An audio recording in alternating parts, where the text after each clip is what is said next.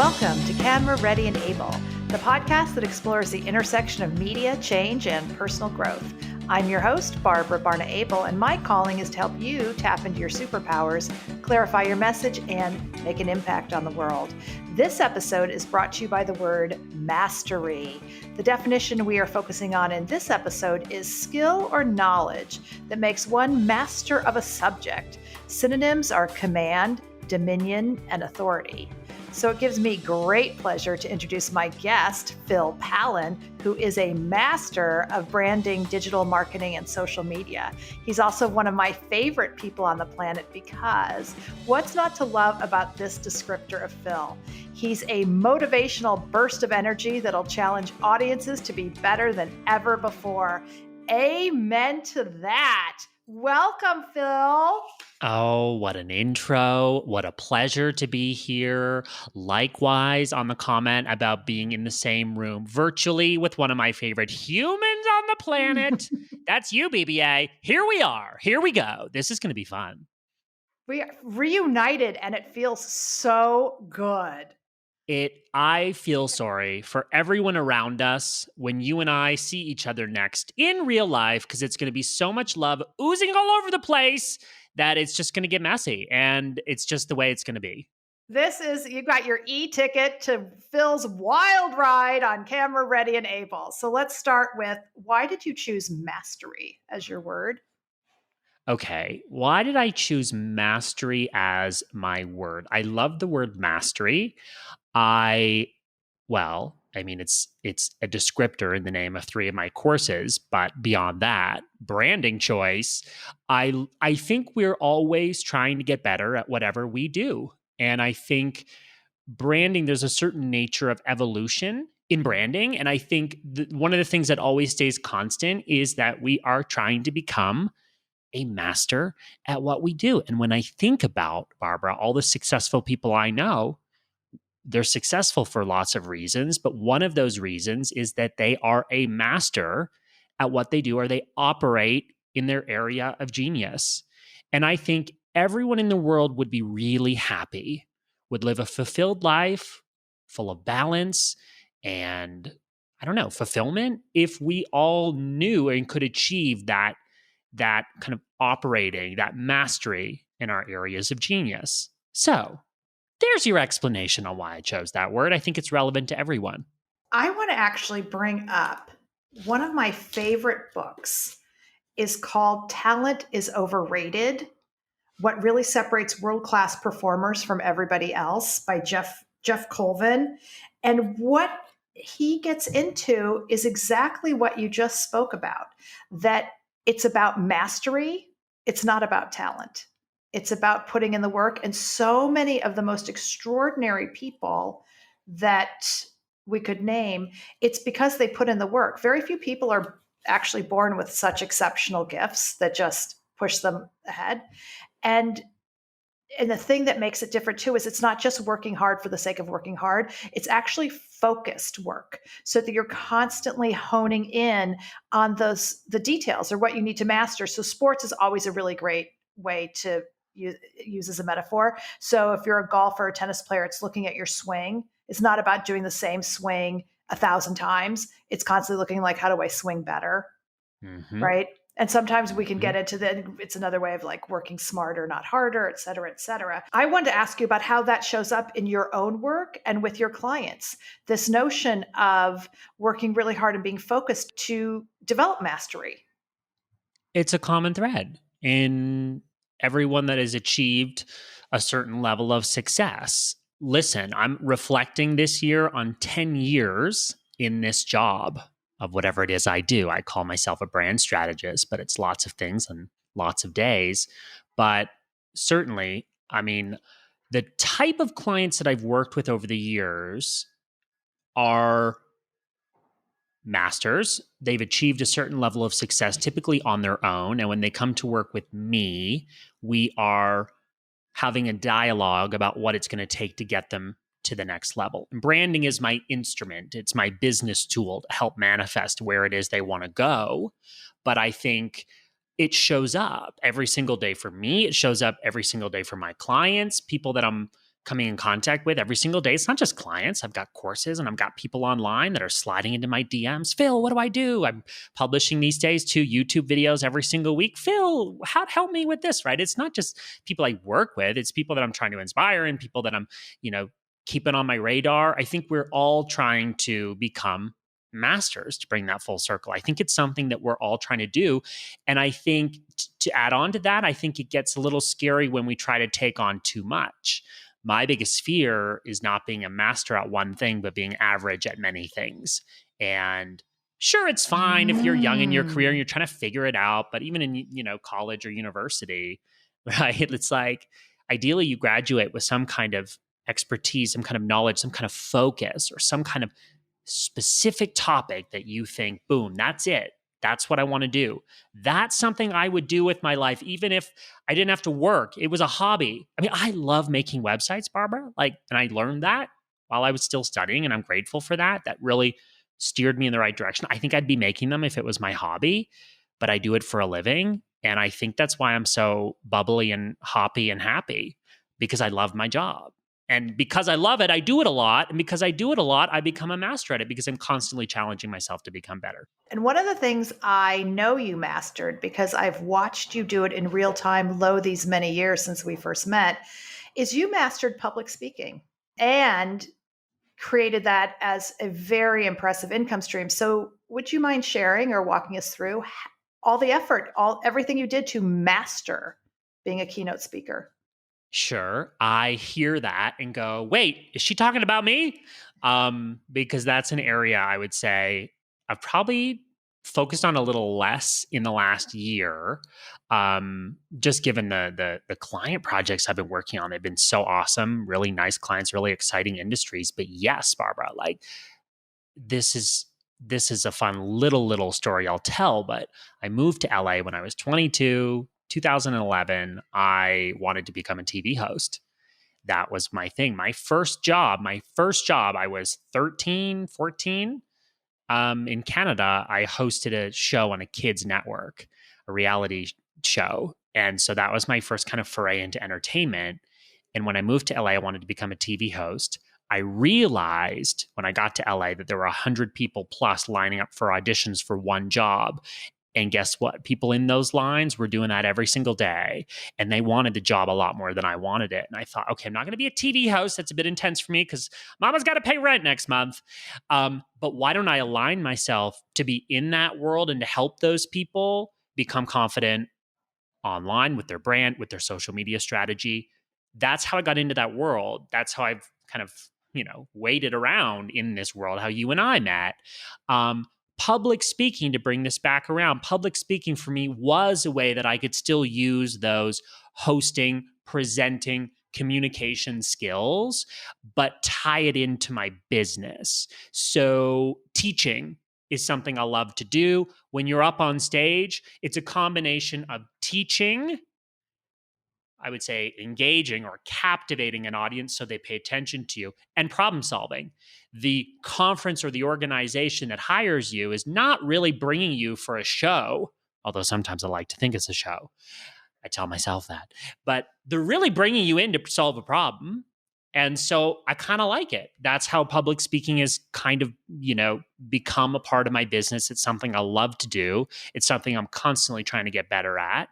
And honestly, in the early days before I was even getting paid to speak, I would do it because I'd get some really good trips out of it. I've been to 5 continents, all from speaking engagements. But that's what I mean. You put a lot into it and you kept saying yes, right? Yeah. And so how many speeches have you given? Have you ever counted?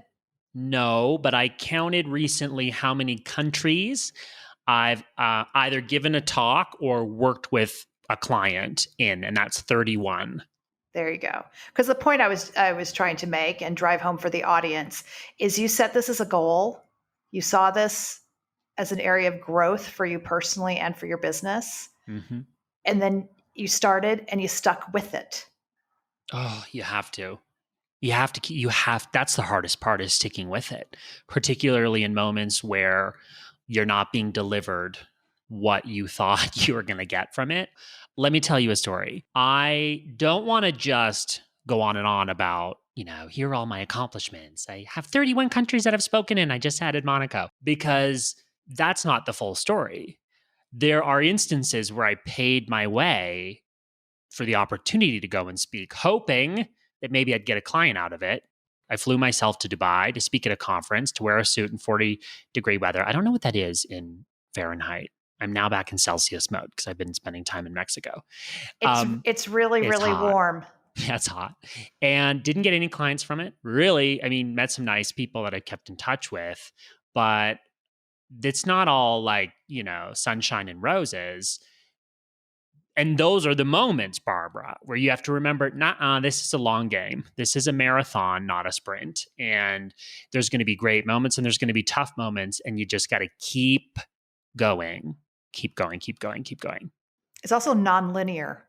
It often zigs and zags, starts and stops, ups and downs. Very nonlinear.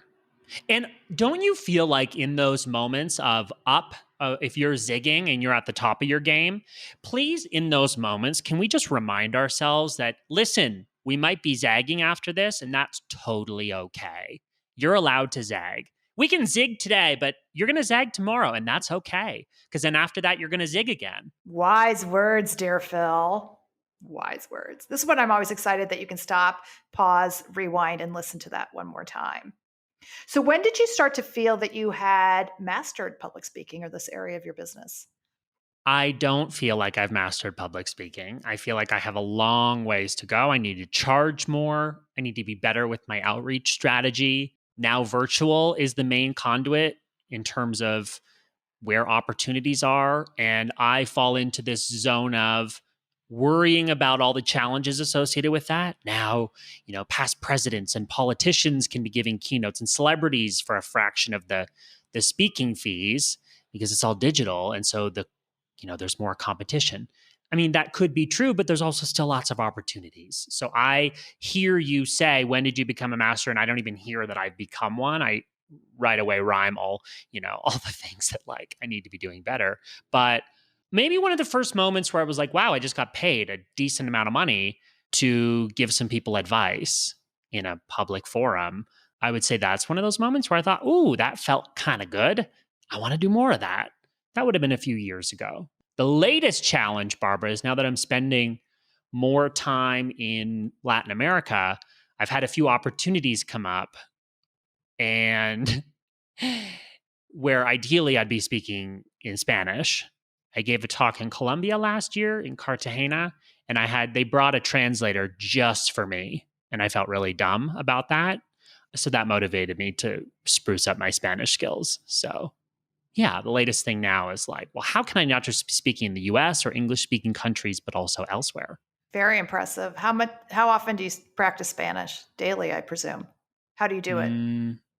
I need to pretty much be forced to, because in our house we speak English, even though my BF is Venezuelan. He says, and I quote, "I don't have patience to teach you," end quote. Which, to be fair, I require a decent amount of patience on a good day. But I did take Spanish classes 2 years ago here in Medellin, where I am now. I did 125 hours. My spoken is still terrible, but my comprehension, man, it was worth it to do all those hours just to understand what the hell is happening around me. So, but yeah, he's been gone for 2 weeks. He's in Venezuela now. So I have been forced to speak in Spanish, and I'm actually enjoying the challenge. In addition to learning Spanish, what are you looking to master next?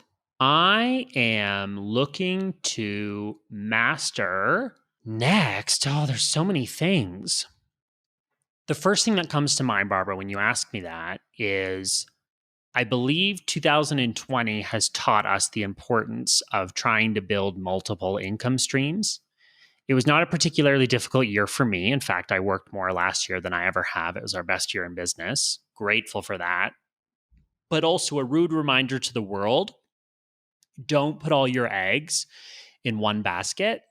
So I'm trying to get a few baskets going so that ideally I have enough passive income from things like online courses, webinars, real estate, from those types of things, that I don't have to work super hard. I still will because I love my job, but it'd be nice to not have the pressure to do that. So I'd say I'm trying to become a Mm-hmm. master at building what I would call a safety blanket in 2021 and beyond, which is multiple income streams so that if one thing happens, no stress.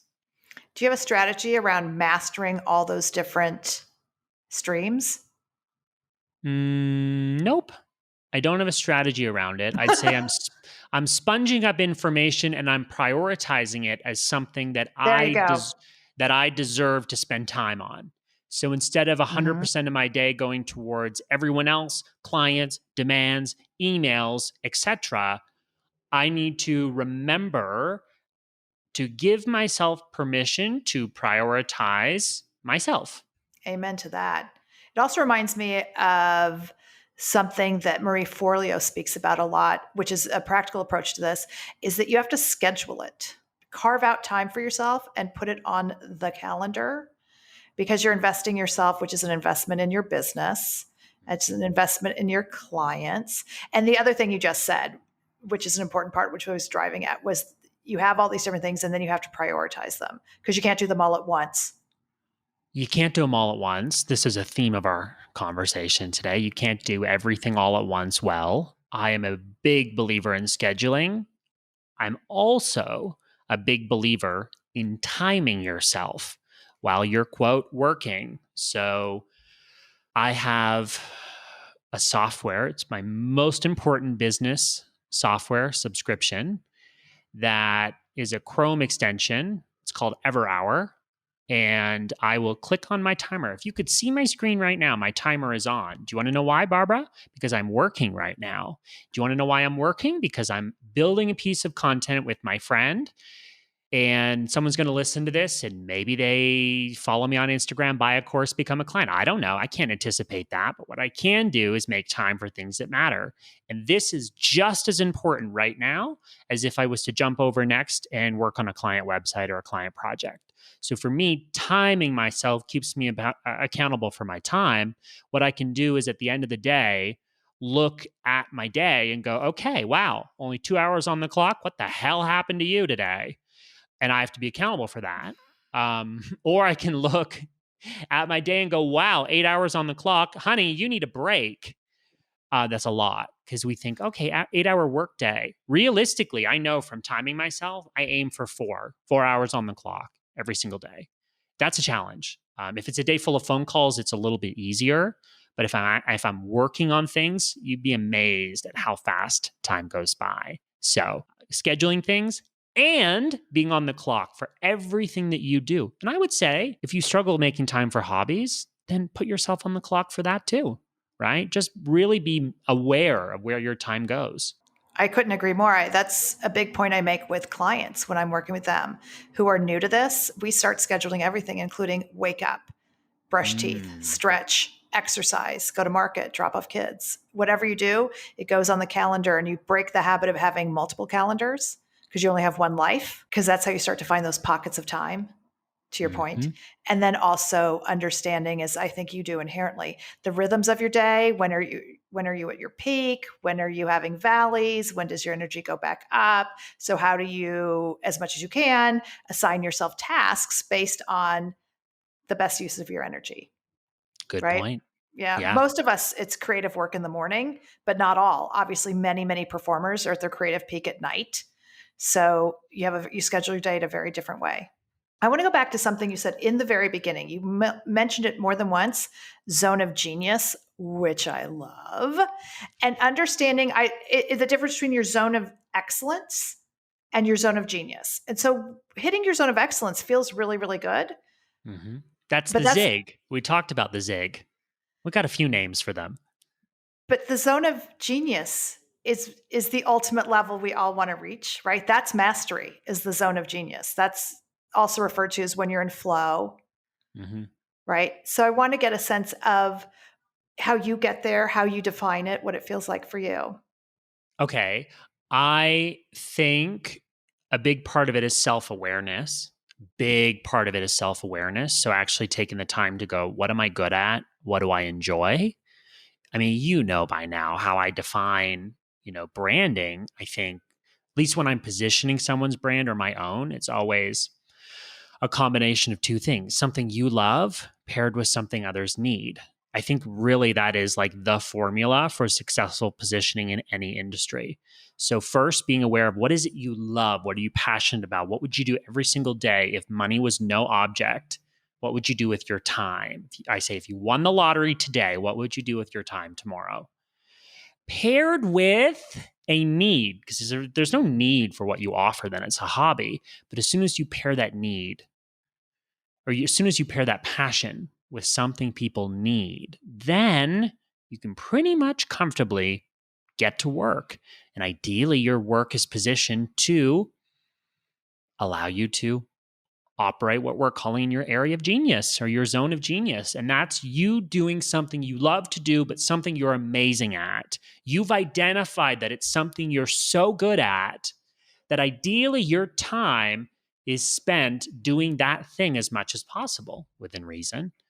And you build the infrastructure around you, whether it be delegation, administrative tasks done by someone else if you're not particularly organized. I think all the most successful people spend time doing whatever it is they need to do to build a business or to make money, but it's also something that they enjoy doing. So if we start to kind of like quantify that, I think that's what it is. How do I do it? I'm aware of what I'm good at. I'm good at teaching. I'm good at explaining things. I've gotten better at listening. I was never a good listener, but in order to do my job, you must listen. I love to talk, but it's much more important for me to actually listen. How did you learn to do that? I think really being aware that it was something I needed to learn or it's something to master to be able to do my job better. What's the moment when you thought, oh, if I was a better listener, that would have had a different outcome?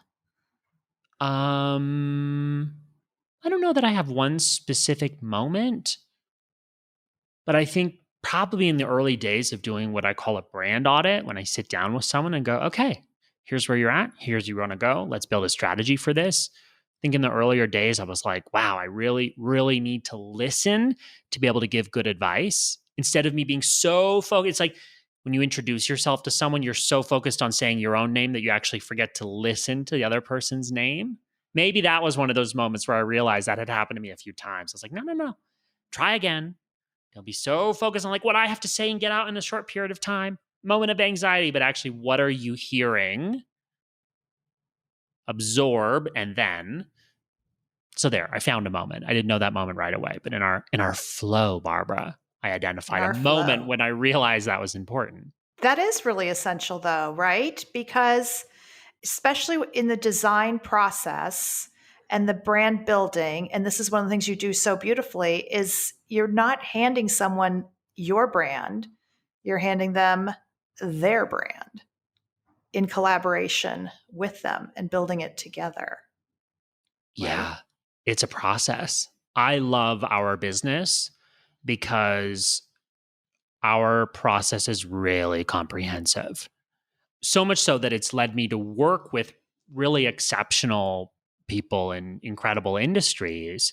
But we don't like design your logo on a Monday and hand it to you on a Tuesday. It's like it's a 4-month process. If we're doing photography, brand identity, website, sometimes longer. We take the time to do it right. So someone comes to me and says, "Oh, I'm on a budget and I need this done quickly." You are for sure not going to hire me. You're not going to hire me. You're not going to hire me. It takes 4 months and it costs $20,000. If we're going to be totally frank with each other, sometimes more. But that's because we build in the time, the framework to do it responsibly. We know why. We have an excuse to engage, and that could be website photography, brand identity, logo, all of those elements. That's our excuse to engage, but there's so much packed into that. We become, for our clients, accountability partners. On some days, we become therapists. We become coaches. We become lots of things in that. And I love that we've built the container, the ability for us to help our clients in that way. I think that's what I love so much about my business. This kind of fast, transactional Fiverr ecosystem is not my world, and I don't ever want that to be my world. You are so incredibly generous with information. So I want to direct everyone at this moment to your website where you have count them, 10 free downloadable assets that are incredible. I have all Thank 10, by you. the way. Oh, I love Thank them. you. So I want to zero in on a couple things. So I do really want everyone to scoot on over. It's really incredible what you are sharing and putting out there for free to make the world a better place. So one of the things you and I are 100% simpatico about is the notion of making email marketing a priority over social media. Can I tell you how much pushback I get on this when I try to explain this to people? Right. Mm-hmm. And so, from my point of view, and then I'll shut up, but one, you own your email list, which is enormously valuable and Yes, it actually is. has a cash value in other areas of your life where you may be pitching and negotiating. You own it. You are not at the mercy of a third party platform that is perhaps whimsical about its algorithm. But you are the master of this, Phil. So break it down. Okay, this topic I love because it's not a sexy topic, but I have a feeling with you and I having this discussion, or we're going to make it Oh, sexy. we're making it sexy. We're I'm making I'm it I'm sexy. all a tingle. Well, because email gives you, I mean, how often do people change their email addresses? Right. I can't guarantee they're going to open the email. That's on you, honey bear. You got to have a good subject line. You got to keep that email, in my opinion, short and sweet. The longer it is, the less I'm going to read because I'm busy. So I think you know that I have a lot of fun with my email marketing because I draft an email and I don't, this is not something I delegate, by the way. And I'm not a writer. Writing is not something I enjoy, but I love email marketing because it's such a fun challenge for me. How can I say everything I need to say in the shortest way possible? Why do I do that?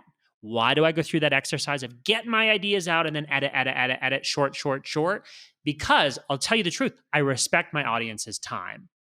I respect my audience's time. I respect their attention on me, if even for 30 seconds a day.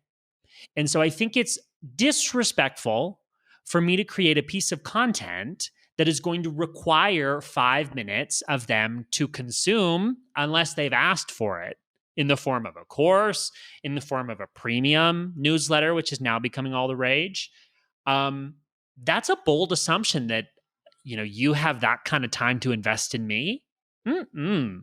So I try to say what I need to say in a very short way. Do you want to know something too? I go on podcasts and I've had people say to me, "Your bio, Phil, sent over your bio and it's 4 sentences long." I'm like, "Yeah, what else do you need to know?"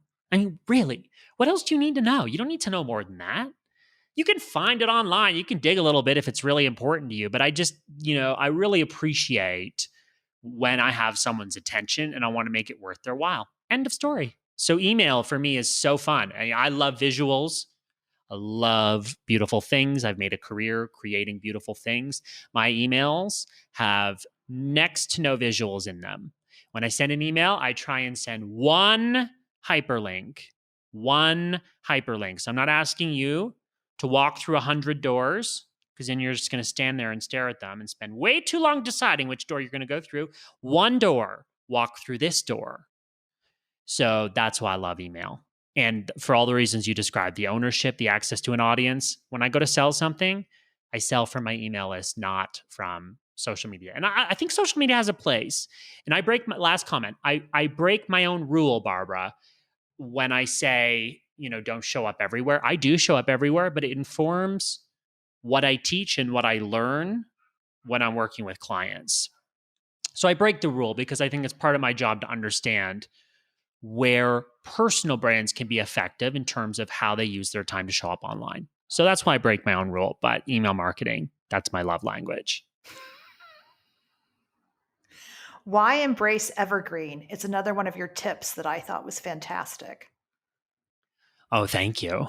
Let me tell you why you should embrace Evergreen. Because if it weren't for Evergreen content, if it weren't for an Evergreen webinar, I wouldn't be selling courses right now, in this second, in this moment. If it weren't for an Evergreen video that I made a little over a year ago with the title Instagram Questions Sticker Story Ideas, a mouthful.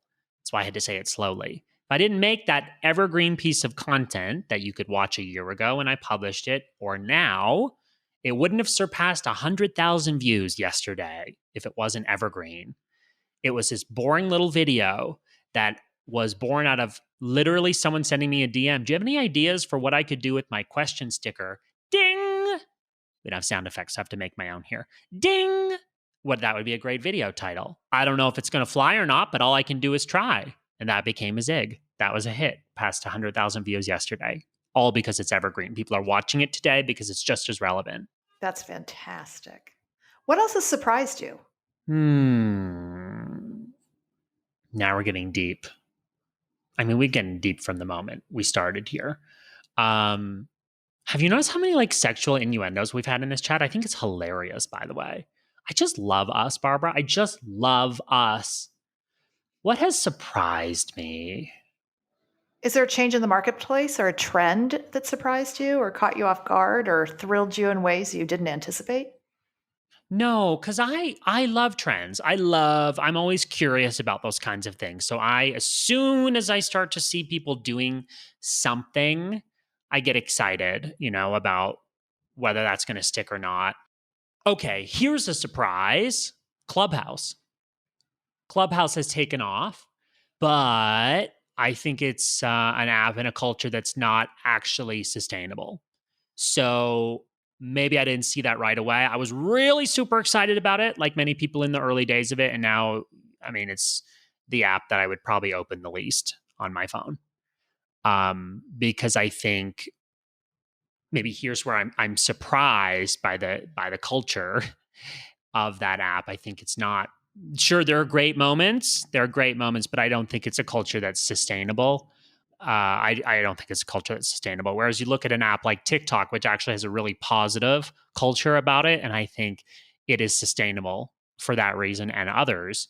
But I think Clubhouse is, I don't think it's going to stick around. And I didn't see that in the very early days. I thought, oh, this is something really cool. I need to get on board. I remember I listened to one of your Clubhouses, actually. It was really good. But yeah, I don't think it's going to be around. What are some of your favorite go-to resources, blogs, podcasts, thought leaders, books? Which, by the way, I still love your book, Shut Up and Tweet. Thank you. Oh, that's now a legacy project, 2014. But hey, I wrote it evergreen so that it's still useful today. Favorite resources. I am not a big podcast listener, but I've listened to yours and loved it to celebrate your launch. And I'm more of like a music listener. I get stressed if I'm trying to work and then someone's talking at me in a podcast. I'm like, no. Phil has to focus on one thing. If he tries to do this, then I'm going to be writing the things that people are saying in the podcast. It just doesn't work for me.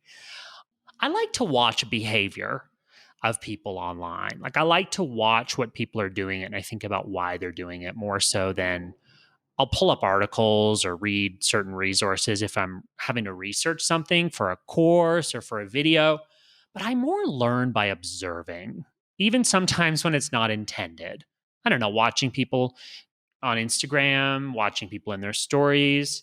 If people are talking about something that they've read or something that's moved them, then I might pay attention. Everyone's talking about James Clear right now, so I might listen to his audiobook, even though I never finish audiobooks because my attention span is short. I'll at least start.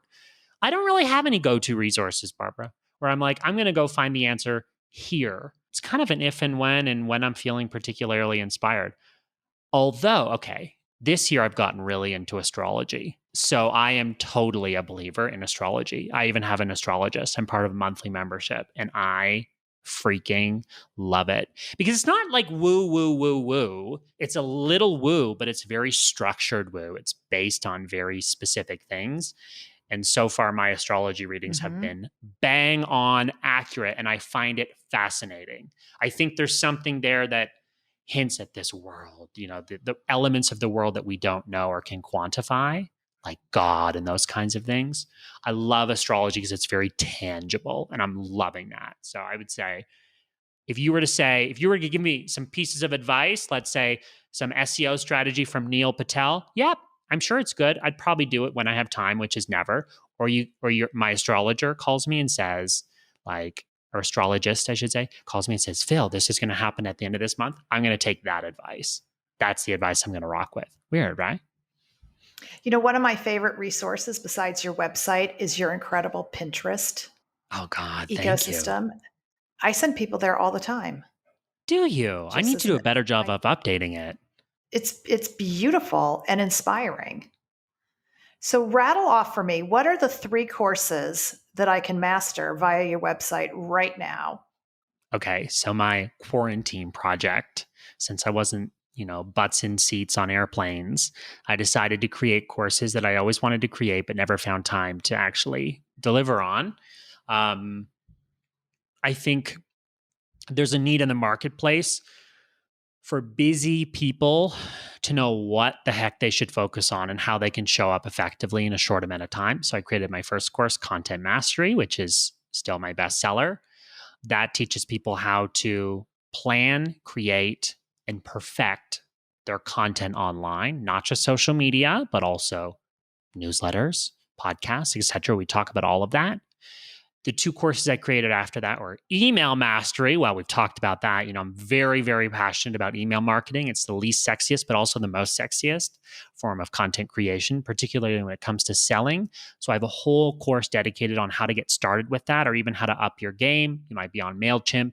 You might be on a free plan up to 2,000 subscribers. But if you really want to level up, I myself took my list last year from 1,800 to 10,000 in a year, just using the strategies I teach.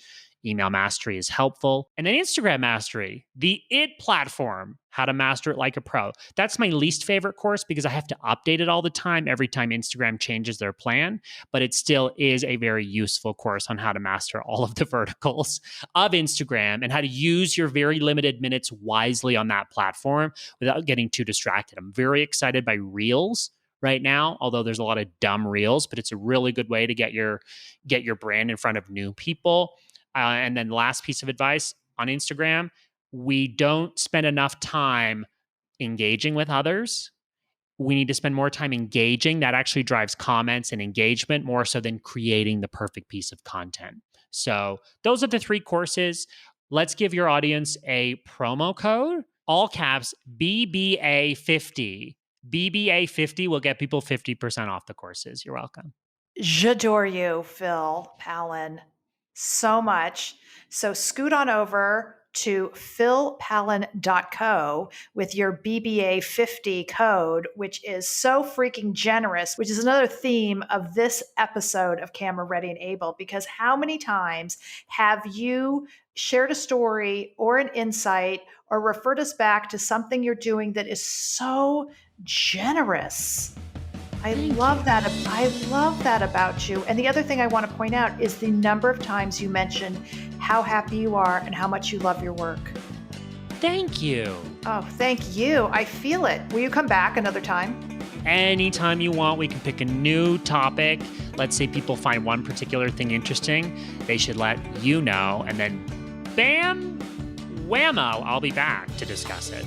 And I want to say thank you for listening. For resources from this episode and previous episodes of Camera Ready and Abel, you can hop on over to my website, which is abelintermedia.com. And please be sure to hit subscribe and share with your friends.